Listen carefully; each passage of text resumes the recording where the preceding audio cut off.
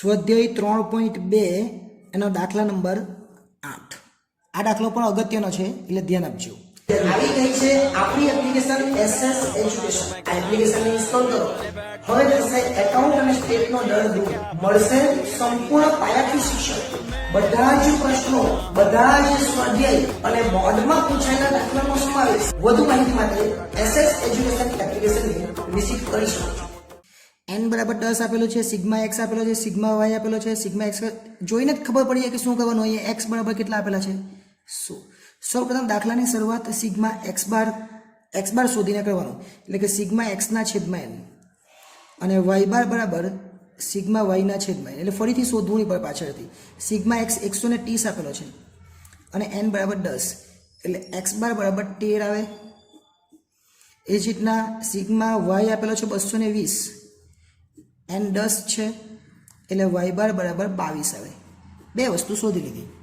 હવે આપણે બીનું સૂત્ર મૂકીને દાખલો કરવાનો. બીનું સૂત્ર તો બધાને જ આવડે આપણને. કયું? જે અત્યાર સુધી આપણે વાપર્યું એ, એટલે n સિગ્મા એક્સ વાય. આ સૂત્ર આવતું જ હતું. પછી સિગ્મા એક્સ સિગ્મા વાય અને છેદમાં ખાલી એક્સનું જ લખવાનું. છેદમાં શું કરવાનું? ખાલી એક્સનું જ પદ લખવાનું. એટલે n sigma x square sigma x આખાનો વર્ગ. વાયનું નહીં લખવાનું. બી આવે એટલે આરમાં આવે, આપણને ખબર, બરાબર ને? ચલો n sigma x y, n બરાબર તો 10 છે જ.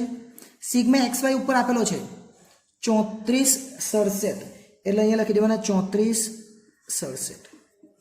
સિગ્મા એક્સ પણ આપેલો છે. સિગ્મા એક્સ અહીંયા આપેલો છે 130 અને 220 વાય. 130 અને વાય છે 220, એ આપેલું જ છે. n 10 એક્સ સ્ક્વેર ઉપર આપેલો જ છે 2288, એટલે એ પણ લખી દઈએ અહીંયા આપણે 2288. અને પછી x નો વર્ગ એટલે 130 નો વર્ગ.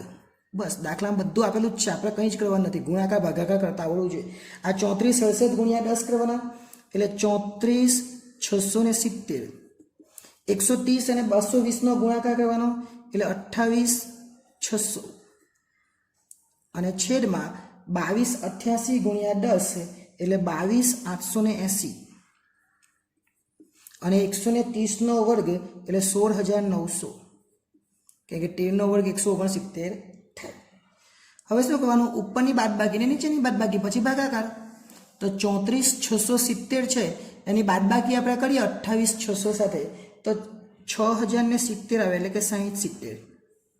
અને 22880 માંથી 16900 જાય તો 5980 આવે, એટલે આપણને બી મળી જાય. એટલે બી બરાબર ભાગાકાર કરી દેવાનો, 1.02 આવે. બી આવે એટલે એ શોધવાનો, એ બરાબર વાય બાર ઓછા બી એક્સ બાર. હવે ખબર પડી કે મેં આ શા માટે શોધાવેલું છે ને?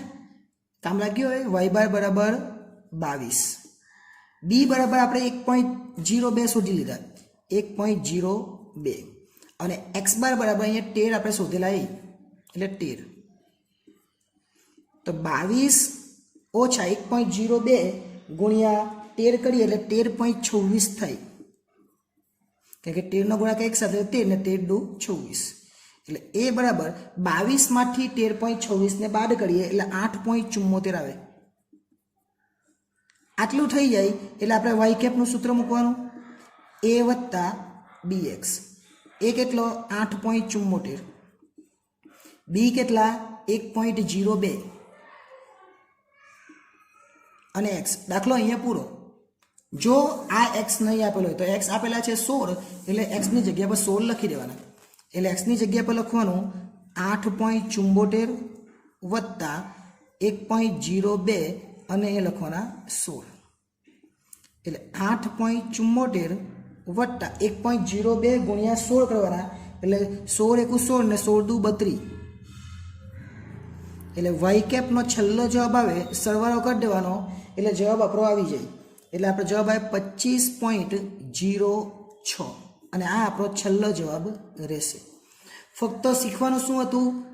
આ જે સૂત્ર છે એ સૂત્ર તો આપણે શીખેલા જ હતા, ખાલી આમાંથી સમજવાનું હતું કે દાખલો કેવી રીતના કરવાનો. બસ બીજું કંઈ જ કરવાની જરૂર નથી. એકદમ ઇઝી દાખલો હતો, એકદમ જ ઇઝી કહી શકાય. અને આવો દાખલો આપણને 2 થી 3 માર્ક્સમાં પરીક્ષામાં પૂછાઈ શકે.